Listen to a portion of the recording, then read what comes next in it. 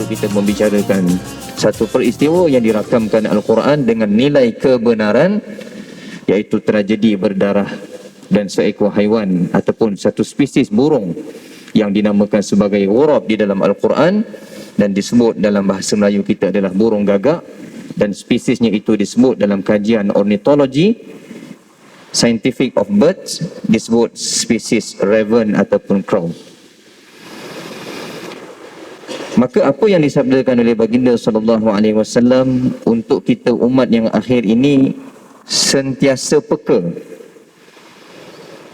mempunyai nilai sensitivity yang didasari oleh iman. Assalamualaikum warahmatullahi wabarakatuh.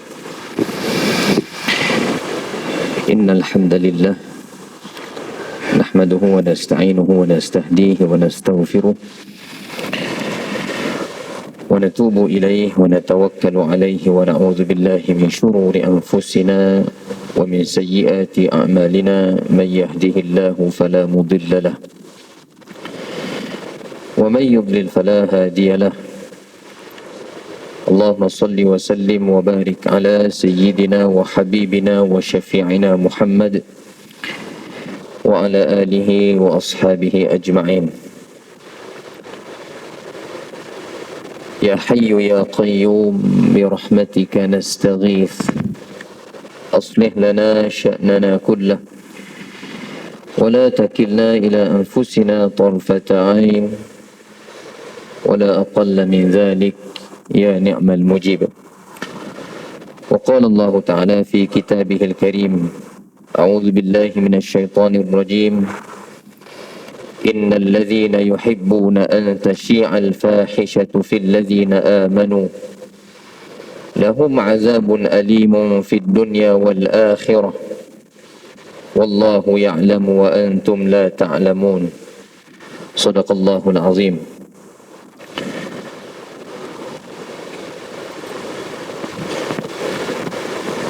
وقال الرسول صلى الله عليه وعلى آله وصحبه وبارك وسلم يتقارب الزمان ويقبض العلم وتظهر الفتن ويلقى الشح ويكثر الحرج. قالوا وما الحرج يا رسول الله؟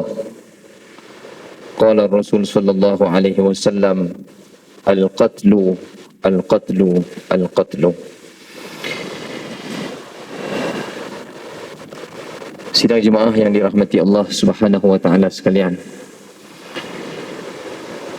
kita merafakkan syukur, puji dan pujian, selawat dan salam ke atas baginda sallallahu alaihi wa ala alihi wa sahbihi wa baraka wasallam, dan kita bersyukur dapat berhimpun di saat dan waktu yang penuh dengan limpah keberkatan. Maka kita manfaatkan pertemuan sebelum kita mendirikan solat fardu Jumaat dan juga mendengar khutbah sebagai peringatan bersama kita pada tengah hari ini. Kita ambil peluang untuk berada seketika dalam bicara ilmu kita. Sebagaimana ayat yang telah saya bacakan di awal mukaddimah pertemuan pada hari ini, menerusi firman Allah Subhanahu wa taala ayat yang ke-19 Suratul Nur, yang bermaksud sesungguhnya orang-orang yang suka membuat tuduhan yang buruk dalam kalangan orang-orang yang beriman, mereka akan beroleh balasan azab siksa yang tidak terperi sakitnya di dunia dan di akhirat. Dan ingatlah, Allah Maha mengetahui segala perkara yang sedangkan kamu tidak mengetahui perkara yang demikian itu. Kemudian baginda sallallahu alaihi wasallam telah bersabda mengingatkan kepada kita, khususnya menjelang kita keberadaan kita di hari Jumaat yang penuh dengan limpah keberkatan ini, selain daripada kita berusaha untuk memenuhkan dan memanfaatkan masa Jumaat ini dengan ibadah, ada satu peringatan yang besar menjelang hari Jumaat, iaitu akan sampai suatu waktu dan detik yang dijanjikan berlakunya saat kehancuran dunia itu, kata baginda sallallahu alaihi wasallam, ia akan berlaku pada hari Jumaat. Namun Jumaat bila? Itu yang menjadi rahsia di dalam ilmu Allah Subhanahu wa taala. Namun selain daripada memperkayakan amal ibadah di hari yang penuh dengan limpah keberkatan ini, kita mengambil ruang dan peluang untuk menginsafi hari ini sebagai satu peringatan yang besar daripada baginda sallallahu alaihi wasallam. Dan sebenarnya dekatnya masa dengan kiamat itu bukanlah bermula daripada kita menyaksikan petanda-petanda yang telah diperingatkan baginda dalam lingkungan 1500 tahun yang lalu hingga ke hari ini. Tetapi hakikat sebenarnya menujunya umat yang akhir ini kepada saat yang dijanjikan, iaitu end of the world itu, adalah apabila baginda sallallahu alaihi wasallam itu dilahirkan. Itu sebenarnya. Namun petanda-petanda yang menyusul itu, yang selepas baginda menyatakannya itu, adalah satu kebenaran yang bersifat wahyu. Tetapi detik yang paling awal yang mengingatkan kepada umat yang akhir ini bahawa kita berada di penghujung usia dunia adalah ketika baginda sallallahu alaihi wasallam itu dilahirkan. Maka apa yang telah diperingatkan oleh baginda sallallahu alaihi wasallam dan seiring dengan tajuk yang kita sedang kupaskan beberapa pertemuan, oleh kerana sepatutnya pada malam esok jadual majlis ilmu kita, tetapi saya ada halangan tidak dapat hadir pada malam esok. Namun kita manfaatkan pada pertemuan yang cukup ramai pada tengah hari ini untuk kita membicarakan satu peristiwa yang dirakamkan Al-Quran dengan nilai kebenaran, iaitu tragedi berdarah dan seekor haiwan ataupun satu spesies burung yang dinamakan sebagai ghurab di dalam Al-Quran dan disebut dalam bahasa Melayu kita adalah burung gagak, dan spesiesnya itu disebut dalam kajian ornithology scientific of birds disebut spesies raven ataupun crow. Maka apa yang disabdakan oleh baginda sallallahu alaihi wasallam untuk kita umat yang akhir ini sentiasa peka, mempunyai nilai sensitiviti yang didasari oleh iman. Kerana apabila baginda sallallahu alaihi wasallam mengingatkan kepada kita dalam mafhum hadis yang direkodkan oleh Imam Al-Bukhari dan Muslim yang saya telah bacakan tadi, bahawa baginda memberikan beberapa indikasi yang menyedarkan kepada kita secara keimanan bahawa betapa hampirnya kita kepada saat yang dijanjikan Allah Subhanahu Wa Taala itu. Yang pertama, apabila berlalunya masa itu dirasakan begitu cepat. Dari tahun ke tahun, dari bulan ke bulan, dari minggu ke minggu, dari hari ke hari, dan paling kritikal sehingga disebut dalam hadis yang menjelaskan tentang berlalunya masa itu, kasafati minan nar, seperti satu percikan api apabila berlalunya satu detik dalam satu hari yang akan dilalui oleh manusia yang masih dihidupkan Allah Subhanahu Wa Taala menjelang kiamat. Tetapi kita tidak boleh menolak satu hakikat yang benar pada kehidupan mutakhir ini, bahawa masa yang berlalu, terutamanya minggu ke minggu, Jumaat ke Jumaat, kita rasakan berlalu begitu cepat. Walhal masa itu tetap sama 24 jam sebagaimana yang telah dikurniakan kepada umat yang terdahulu sampailah ke hari kiamat. Namun di mana rasa masa itu berlalu begitu cepat? Apabila keberkatan masa itu dicabut oleh Allah Subhanahu Wa Taala. Yang kedua, apabila baginda sallallahu alaihi wasallam mengingatkan kepada kita petanda menujunya kepada satu janji yang pasti ini, apabila dicabut ilmu dari dada para ulama itu, maka dimatikan para ulama itu adalah merupakan satu musibah yang besar kepada kelompok orang yang beriman. Kerana rujukan kita kepada hamba yang soleh, hamba yang begitu takarrub ibadahnya dan ilmunya dengan Allah Subhanahu Wa Taala sudah semakin hari semakin terhakis dalam kehidupan kita. Semakin hari semakin ramai yang kembali dijemput pulang menghadap Allah Subhanahu wa taala. Dan yang paling besar daripada hadis yang kita bacakan ini, apabila baginda sallallahu alaihi wasallam menyatakan antara kemuncak menuju kepada saat kehancuran alam semesta ini, disabdakan oleh baginda sallallahu alaihi wasallam adalah wa yaksurul haraj. Para sahabat bertanya kepada baginda sallallahu alaihi wasallam, "Wa mal haraju ya Rasulullah?" Apa itu al-haraj ya Rasulullah? Maka dalam beberapa riwayat yang lain, baginda mengulang sebanyak 3 kali untuk menjelaskan apa itu al-haraj. Sabda baginda sallallahu alaihi wasallam, "Al-qatlu, al-qatlu, al-qatlu." Pembunuhan, pembunuhan dan pembunuhan. Sidang Jumaat yang dirahmati Allah Subhanahu wa taala sekalian.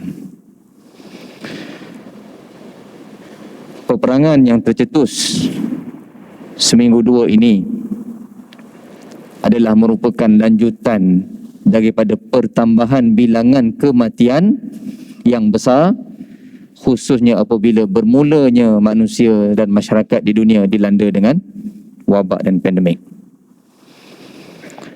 Saya pun dah tak sempat nak tengok bancian di peringkat antarabangsa, sehingga hari ini berapa agaknya kematian yang berjaya direkodkan. Itu yang direkodkan. Yang tak direkodkan, sama-sama kita menginsafi apa yang telah berlaku itu. Maka peristiwa yang pertama yang dirakamkan di dalam Al-Quran mengenai pembunuhan yang pertama dalam kalangan umat manusia. Apabila Allah Subhanahu wa taala merakamkan kisah ini kepada kita menerusi ayat yang ke-27 sehingga ayat yang ke-31. Para jemaah yang berada di kiri dan di kanan saya boleh sama-sama merujuk pada bahan di skrin televisyen yang dapat disambungkan. Mudah-mudahan bukan sahaja mendengar tetapi melihat bahan tersebut akan memberikan kesan ingatan yang lebih lama daripada hanya mendengar sahaja. Menerusi ayat yang ke-27 hinggalah ayat yang ke-31 Suratul Maidah, Allah Subhanahu wa taala merakamkan tragedi ini seolah-olah kita sedang menontonnya. Itulah paparan Al-Quran. Dan kisah ini telah dijamin dengan kebenaran. Watlu alaihim naba abnai Adam bil haqq. Wahai Muhammad sallallahu alaihi wasallam, ceritakan, bacakan kisah ini kepada mereka, yakni kepada umatmu, kita semua, daripada generasi yang berada di zaman baginda sallallahu alaihi wasallam masih hidup ketika itu, dan kita masih lagi dalam lingkungan umat baginda Nabi sallallahu alaihi wasallam. Mudah-mudahan menghayati isi kandungan Al-Quran, khususnya di hari yang penuh dengan kemuliaan ini, mengharaplah kita bahawa kita telah menunaikan salah satu daripada hak umat Nabi sallallahu alaihi wasallam. Kerana Al-Quran itu ditanzilkan kepada baginda sebagai membuktikan kerasulan baginda sallallahu alaihi wasallam. Maka Allah perintahkan kepada baginda sallallahu alaihi wasallam supaya kisah ini diperdengarkan. Kisah ini diceritakan kepada kita dengan benar. Dan sesungguhnya kisah-kisah Al-Quran itu adalah benar. إذ قرب قربانا فتقبل من أحدهما ولم يتقبل من الآخر.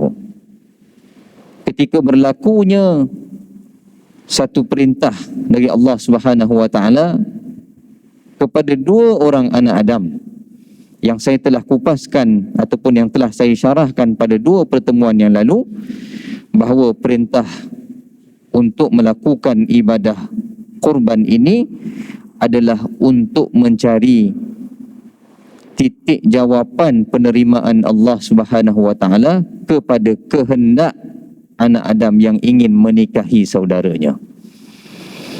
Namun bibit permusuhan itu semakin parah, bukan kerana dia menuruti nafsunya semata-mata, tetapi datangnya hasutan dan bisikan syaitan supaya saudara kandungnya itu dimusnahkan hayatnya. Saya bawa sebuah buku bersaiz besar sikit lah daripada saiz poket kita. Saya pernah sebut dahulu, Al-Quran sering mengulang perkataan as-syaitan, dan syaitan itu Allah isytiharkan sebagai musuh kepada manusia. Sebuah kitab ataupun sebuah buku yang ringkas dikarang oleh Dr. Ahmad Sakhr, yang diterjemahkan ataupun yang dialih bahasa ke dalam bahasa Melayu, yang bertajuk Biografi Syaitan. Tuan-tuan selalu baca biografi Tun Mahathir, biografi Steve Jobs, biografi multimilioner di dunia ini. Jangan lupa baca buku ni, Biografi Syaitan. Kita tahu perkataan syaitan, tetapi ramai yang tidak sedar kehadiran dan keberadaan syaitan. Khususnya yang menjadikan pembuluh darah manusia itu sebagai jalan highway-nya. Sebab itu Islamlah agama yang paling sempurna dan diredai di sisi Allah Subhanahu Wa Taala, kerana bermula daripada seseorang manusia itu celik saja biji matanya pada pagi hari sampai dipejam semula kelopak matanya, tidak ada satu bahagian dan langkah serta perbuatannya itu tidak bergantung kepada Allah. Bangun tidur, mengucap syukur kepada Allah. Nak masuk bilik air, membaca doa, memohon perlindungan daripada Allah. Keluar bilik air, pergi ke masjid, makan, pakai pakaian, berjumpa dengan orang, naik kenderaan, sampai nak pejam mata pun baginda SAW mengajarkan kepada kita, Bismillah wada'tu jambi, dengan nama Allah aku meletakkan pembaringanku, supaya tidak ada satu saat pun dalam hidup ini kita berjaya digugat dan dipesongkan oleh makhluk yang dilaknat Allah yang namanya syaitan. Dengan syarat kebergantungan kita kepada Allah tidak pernah terputus. Dalam ikrar yang kita bacakan dalam doa iftitah yang dirakamkan Allah di penghujung suratul An'am, Inna salati wa nusuki wa mahyaya wa mamati lillahi rabbil alamin. Sesungguhnya salatku, wa nusuki, ibadah-ibadah selain salat, wa mahyaya, kehidupanku, wa mamati, dan matiku, untuk siapa? Lillahi rabbil alamin. Kalau kita nak kata bahawa ibadah itu hanya fokus secara khusus dalam rumah Allah Subhanahu Wa Taala di atas jadah, kita sebenarnya tersalah faham apa yang kita ikrarkan itu. Hakikatnya hidup dan mati kita sebulat-bulatnya adalah kepada Allah Subhanahu Wa Taala. Tak ada satu langkah dan perbuatan kita pun yang tidak boleh dicatat sebagai ibadah, melainkan kita mengikut apa yang telah ditunjukkan oleh baginda sallallahu alaihi wasallam. Maka peristiwa ini menyaksikan bahawa apabila nafsu itu dituruti, maka manusia itu akan hilang kewarasan dan pertimbangan akalnya. Sedangkan akal itu Allah Subhanahu Wa Taala sempurnakan kepada kejadian manusia, sehingga manusia itu diiktiraf sebagai sebaik-baik kejadian. Apabila nafsu merajai akal, manusia akan jatuh kedudukannya lebih hina daripada haiwan. Walaqad zara'na li jahannama katsiran minal jinni wal ins. Allah memenuhkan neraka Jahannam itu yang bahan bakarnya adalah dalam kalangan jin dan manusia. Lahum qulubun la yafqahuna biha, wa lahum adhanun la yasma'una biha, wa lahum a'yunun la yubsiruna biha. Mereka ada hati, tetapi seolah-olah hati mereka itu telah gelap. Mereka tutup dengan kejahilan, mereka tutup dengan kejahatan, mereka tutup dengan maksiat. Mereka ada penglihatan, mereka telah saksikan bukti-bukti sejarah yang masih kekal di atas muka bumi ini, Bukankah kita pernah bicarakan dalam surah Yunus bagaimana Allah merakamkan peristiwa Exodus yang disebut dalam Bible? Saya bukan mengiyakan Bible, tetapi saya menyatakan bahawa Al-Quran itu membenarkan peristiwa-peristiwa yang lalu. Bagaimana pengusiran beramai-ramai Nabi Musa dan Bani Israel yang bukan ada kuasa pun. Dan begitulah keseluruhan Nabi Ulul Azmi yang 5 itu, daripada Nabi Nuh sampai Nabi SAW, bukan ada kuasa besar pun, tetapi diusir dan akhirnya diancam untuk dibunuh. Apa sebenarnya tujuan nak menghapuskan kumpulan Nabi 5 Ulul Azmi ni? Kerana yang dibawa oleh Nabi Ulul Azmi ini berserta dengan Nabi-Nabi yang lain adalah kebenaran. Kebenaran itu hakikatnya akan tetap ditentang sampai hari kiamat, siapa pun yang membawanya. Maka sebab itu, apabila kita menginsafi peristiwa bagaimana Fir'aun itu dirakamkan kematiannya, bukan kerana bertempur dengan Nabi Musa dan Bani Israel yang lemah, mustad'afin, tetapi Allah rakamkan kematian Fir'aun dalam keadaan hina, iaitu lemas. Hatta idza adrakahul gharaq qala amantu annahu la ilaha illa alladhi amanat bihi banu Israel. Tetapi dalam Bible telah menggelapkannya bahawa Fir'aun itu mati lemas. Fir'aun bukan mati bertempur dengan Nabi Musa, tak sempat tempur pun. Tetapi apa yang benar yang saya nak sebut pada hari ini, falyawma nunajjika bibadanika litakuna liman khalfaka ayah. Allah berfirman, bukan zaman Nabi SAW, zaman Nabi Musa. Pada hari kematian Fir'aun itu, kami pelihara jasadnya. Untuk apa? Litakuna liman khalfaka ayah. Datang generasi yang kemudian dapat menyaksikan kenapa Fir'aun itu mati.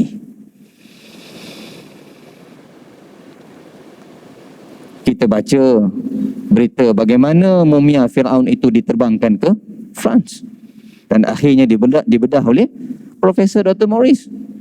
Apa yang ditemui dalam rangka dada itu adalah hablur pasir kerana Fir'aun mati tertelan air laut yang begitu banyak, dan air laut itu bercampur dengan pasir. Allah berfirman, bukan zaman Nabi SAW, tetapi zaman Nabi Musa Allah kekalkan jasad itu litakuna liman khalfaka ayah. Itu satu kebenaran. Dan apa yang diceritakan dalam peristiwa ini sehingga baginda SAW mengingatkan kepada kita dalam hadis muttafaqun alaih, ini riwayat Imam Bukhari dan Muslim, la tuqtalu nafsu zulman illa kana ala ibni adamil awwal kiflum min damiha li'annahu awwalu man sannal qatl. Atau kama qala Rasulullah sallallahu alaihi wasallam. Baginda mengingatkan kepada kita supaya kita mengambil iktibar ini. Tidak berlaku satu pembunuhan kerana motif pembunuhan itu adalah kezaliman, melainkan saham kepada pembunuhan itu, saham dosa itu, saham kesalahan itu turut ditanggung oleh anak Adam. Kerana anak Adam itulah yang mengawali pembunuhan di dunia ini. Sebuah lagi hadis riwayat Imam Muslim yang saya paparkan kepada para jemaah sekalian. Baginda sallallahu alaihi wasallam berpesan, man sanna fil islami sunnatan hasanatan falahu ajruha wa ajru man amila biha ba'dahu min ghairi ay yanqusa min ujurihim syai'. Barang siapa yang melakukan satu-satu kebaikan, maka setelah dia melakukan kebaikan itu, insya-Allah di sisi Allah Subhanahu wa taala tertulis ganjaran kebaikan itu. Dan apabila kebaikan yang dilakukannya itu diikuti dan dicontohi oleh orang yang datang selepasnya, maka dia turut mendapat ganjaran pahala apabila orang lain menuruti kebaikan yang dia pernah buat itu. tanpa mengurangkan sedikit pun pahala orang tersebut, maka pahala dia tetap bertambah hingga ke hari kiamat. Wa man sanna fil islami sunnatan sayyi'atan. Peringatan yang cukup keras. Barang siapa yang mengasaskan satu-satu perbuatan jahat, maka perbuatan jahatnya itu setelah dilakukan, dia tetap mendapat catatan amal pada perbuatan itu. Dan apabila kejahatannya itu diikuti oleh orang yang selepasnya, bahkan sehingga ke hari kiamat, selagi itulah dividen dosanya tidak pernah terputus. Tuan-tuan baru dapat dividen kan? Saya sebut dividen dosa. Sampai hari kiamat, tuan-tuan, sama-sama kita menginsafi. Maka peristiwa ini menyaksikan kepada kita menjelangnya saat berakhirnya dunia. Baginda SAW mengingatkan kepada kita, hari demi hari kita akan menyaksikan kematian dan pembunuhan yang banyak. Maka apa yang perlu kita lakukan? Adakah kita patut membalasnya? Kita berada pada posisi dan peranan masing-masing, mengikut keupayaan dan kemampuan masing-masing. Itulah jihad kita. Kita ada kelebihan dari sudut keuangan, bantu. Kita ada kelebihan dari sudut tenaga, bantu. Kita ada kelebihan dari sudut doa, maka doakan. Maka yang lebih malang, kalau kita ada kuasa, kita ada posisi, kita tidak menggunakan amanah yang dikurniakan Allah Subhanahu Wa Taala itu, kerana kita akan dipertanggungjawabkan di hadapan Allah Subhanahu Wa Taala. Persoalan yang kita boleh renungkan di penghujung pertemuan kita pada tengah hari ini, mengapa dosa yang dilakukan oleh orang lain yang dinamakan sebagai pembunuhan itu perlu ditanggung oleh anak Adam? Di sini sebenarnya perlu kita fahami, tiap-tiap perbuatan yang kita lakukan itu hakikatnya kita bertanggungjawab ke atasnya. Minggu ni orang sibuk pilihan raya. Bila pilihan raya akan ada hadis, kullukum ra'in wa kullukum mas'ul an ra'iyatihi. Setiap daripada kalian pemimpin, setiap pemimpin tu bertanggungjawab ke atas apa yang dipimpin. Kalau tak ada pilihan raya, hadis tu tak baca. Sebenarnya bukan itu sahaja. Tiap-tiap perbuatan kita dalam kehidupan ini, kita akan bertanggungjawab ke atas perbuatan itu. Sebab itu para jemaah sekalian, umur manusia itu terbahagi kepada dua, yang Allah rakamkan dalam surah Yasin ayat yang ke-12. Bahagian umur yang pertama, Allah berfirman, ma qaddamu. Apa yang dikerjakan oleh manusia itu, semuanya tidak terlepas daripada dicatat di sisi Allah Subhanahu Wa Taala. Wa asarahum, pada bahagian umur yang kedua, iaitu kesan yang ditinggalkan daripada perbuatan manusia semasa hayatnya itu. Merujuk kepada tafsir yang dikupaskan oleh para mufassir, apa maksud ma qaddamu, apa maksud wa asarahum? Ma qaddamu itu adalah perbuatan di dunia, wa asarahum itu adalah kesan di akhirat. Itu satu pandangan dengan riwayat bil ma'thur. Kalau mengambil pandangan bil ra'yi, apa yang diijtihadkan oleh para ulama adalah apa yang dilakukan oleh manusia itu akan meninggalkan kesan selepas ketiadaannya. Kita lihat para ilmuwan, walaupun telah meninggalkan kita ratusan dan ribuan tahun, tetapi namanya masih disebut. Walaupun dia telah tak ada, tetapi namanya tetap hidup disebut sehingga ke hari kiamat. Alangkah untungnya apabila seseorang itu melakukan kebaikan pada fasa umurnya yang pertama, apa yang dia kerjakan, selepas ketiadaannya namanya terus dikenang, namanya terus didoakan, dan alangkah ruginya jika berlaku sebaliknya. Begitu juga apa yang dilakukan, ia tetap akan meninggalkan kesan. Kalau di dunia, sebelum kita berada pada perkembangan revolusi industri yang kelima, bergantung kepada cyber physical, ketika mula-mula lagi ledakan teknologi yang berlaku, kita menggunakan kaedah cap jari untuk membuka gadget pintar kita. Tanpa kita sedar, cap jari itu begitu identik dengan diri kita. maklumat peribadi kita, genetik kita. Allah berfirman dalam surah Al-Qiyamah, an-nusawwiya bananah. Pada hari kiamat itu akan dibangkitkan semula dan akan dihidupkan pada jari tulang belulangnya itu. Kalau Galton dia katakan bahawa mengasaskan antara pengasas yang awal kepada cap jari ini sehingga boleh dikesan dalam unit forensik, maka apakah Allah Subhanahu Wa Taala tidak boleh mengesan cap jari kita pada tiap-tiap perbuatan dan langkah kita? Satu persoalan yang wajib kita renungkan. Al-Quran itu benar, tidak ada yang lebih benar daripada itu. Inna hadza lahuwal qasasul haqq wa ma min ilahin illallah. Sesungguhnya kisah-kisah yang termuat di dalam Al-Quran itu adalah benar. Tidak ada Tuhan yang esa yang selayaknya disembah melainkan Allah. Wa innallaha lahuwal aziz wa innallaha lahuwal azizul hakim. Sesungguhnya Allah Subhanahu wa taala itu bersifat maha perkasa lagi maha bijaksana. Hadirin rahimakumullah, berada di penghujung kuliah kita 1:10 tengah hari. Tidakkah kita merenung mengapa peristiwa tragedi berdarah ini Allah hadirkan dengan seekor burung yang dinamakan sebagai burung gagak? Saya teringat masa saya melanjutkan pengajian di peringkat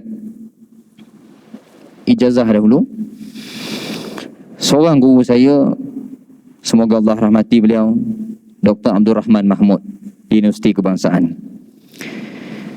Sewaktu itu saya berada di kelas ataupun mata pelajaran akidah yang diajarkan oleh beliau. Jadi oleh kerana pada hari tersebut beliau lewat sedikit beberapa minit masuk ke kelas kerana menjemput anak pulang dari sekolah tengah hari. Jadi beliau hidupkan Swiss microphone dan beliau mukaddimahkan pertanyaan anak beliau di dalam kereta. Anak beliau bertanya, "Ayah, dalam banyak-banyak spesies burung di dunia ini, burung apa yang paling pintar, ayah?" Persoalan itu saya ulang setelah 10 tahun yang lalu. Saya masih ingat, saya tanya kepada para jemaah sekalian pada tengah hari ini. Ribuan spesies burung di dunia ini dan satu bidang khusus cabang daripada bidang zoologi yang disebut sebagai ornithology, scientific of birds, telah mengkaji spesies burung di dunia. Burung apakah yang paling pintar? Cuba tuan-tuan jawab, walaupun tak jawab secara kuat. Saya pasti tuan-tuan tidak akan menjangkakan apa yang telah dikemukakan di dalam Al-Quran itu adalah satu kebenaran. Saya paparkan kepada para jemaah sekalian apa yang telah diterbitkan dari laman National Geographic. Bahkan seawal 2015 sehingga 2018 masih diterbitkan jurnal ini.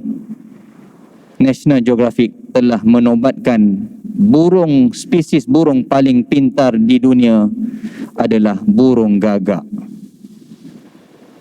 Fatabarakallahu ahsanul khaliqin. Maha suci Allah Subhanahu wa taala yang mengutus gagak dalam peristiwa tragedi berdarah ini. Walhal kalau kita lihat secara zahir, burung gagak bulunya berwarna hitam, kicauannya amat menakutkan. Bahkan pernah dipesan oleh orang tua-tua dahulu, jangan menyakiti gagak. Akhirnya dalam kajian ini telah menemui dan mengiktiraf beberapa penemuan bahawa burung gagak itu adalah spesies burung yang paling pintar di dunia. Antara karya agung daripada seorang pengkaji yang bernama Profesor Dr. John Maslow. Ini kajian beliau yang menyatakan bahawa gagak itu adalah satu anugerah dari Allah. Dan kajian yang kedua mengkaji bagaimana spesies kepintaran burung gagak ini berupaya untuk berinteraksi dan menyelesaikan banyak masalah dalam kehidupan ini. Alangkah terkejutnya apabila kita melihat beberapa negara seperti di Sweden telah menjadikan burung gagak ini berperanan sebagai majlis perbandaran. Digajikan burung gagak dengan upah makanan dengan syarat burung gagak itu membersihkan kawasan bandar.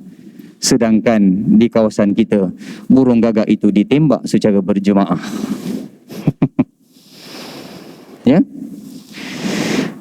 para jemaah sekalian, kita merenung kebenaran daripada Al-Quran ini apabila Allah Subhanahu wa taala menceritakan peristiwa ini dengan kalimah fa ba'atsallah. Perhatikan pada paparan skrin tersebut, maka Allah mengutuskan burung gagak. Bukan burung gagak itu hadir secara kebetulan dalam tragedi berdarah ini. Kita hampir setiap hari melihat burung gagak, hampir setiap hari mendengar kicauan burung gagak, tetapi kita tidak pernah terlintas bahawa burung gagak telah dikaji dan dibuktikan bahawa burung ini adalah spesies burung yang paling pintar di dunia. Maha suci Allah Subhanahu wa taala, dan kita dapat lihat satu kalimah khusus secara mukjizat bahawa Allah merakamkan bagaimana kafarah yang diberikan kepada saudara yang telah membunuh saudaranya, yakni dengan mengambil, merobek kehormatan nyawanya itu.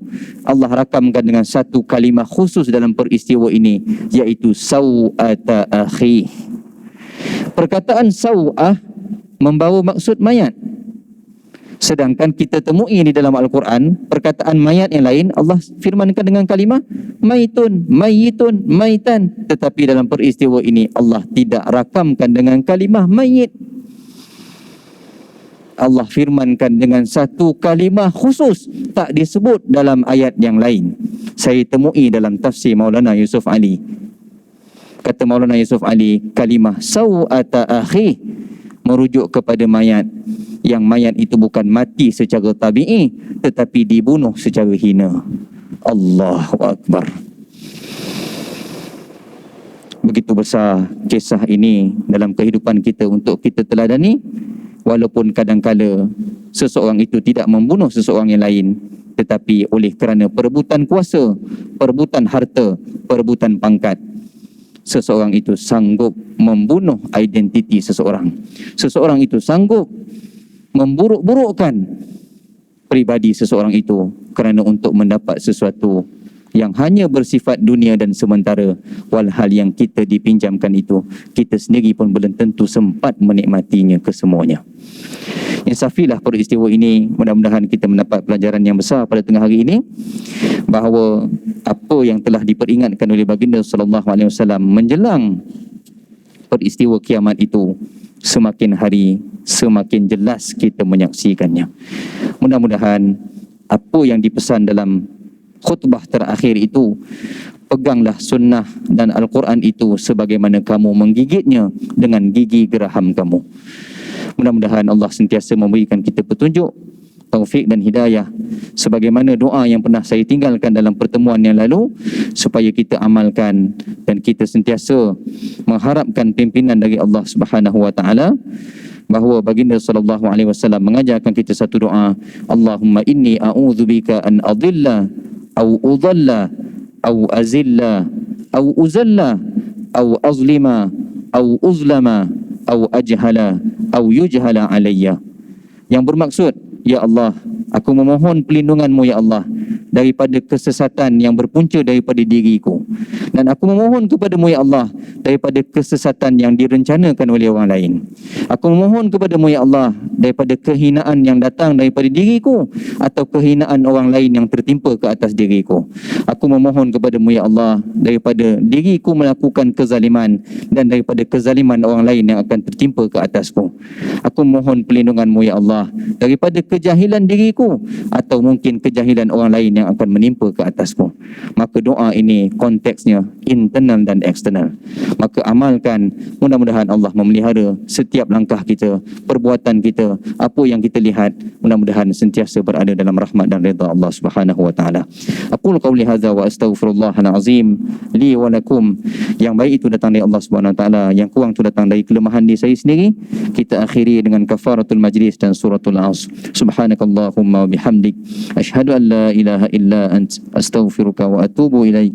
Bismillahirrahmanirrahim. Wal 'asr innal insana lafi khusr illa alladhina amanu wa amilus salihat wa tawasaw bil haqqi wa tawasaw bis sabr. Shadaqallahul azim. Assalamualaikum warahmatullahi wabarakatuh.